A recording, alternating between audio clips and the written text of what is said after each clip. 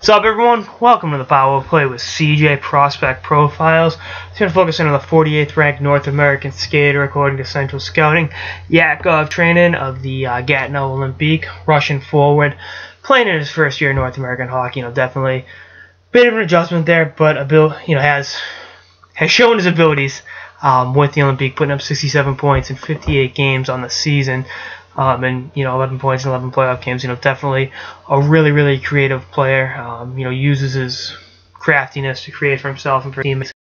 Isn't afraid to shoot the puck. I think he's a little bit better as a playmaker. Good height, but can definitely afford to bulk up a little bit. Anytime you got that 6'2", built, you want to be a little more than 175 pounds, and that'll come with time. I think his size, his upper body strength, and his defensive acumen can get better, but that seems to be the case with all players. It's hard to forget, oh, that's right, we're talking about an 18-year-old kid here.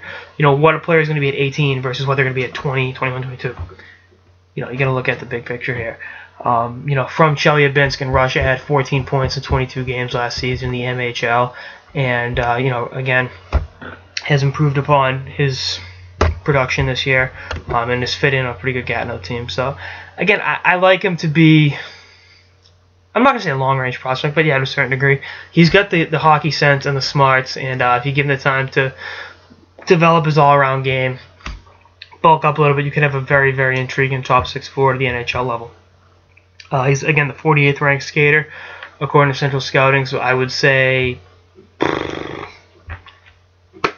end of the second. And, if you can draft a kid with this kind of hockey IQ and this kind of, offensive game, at that point, absolutely, I think it's a good pick.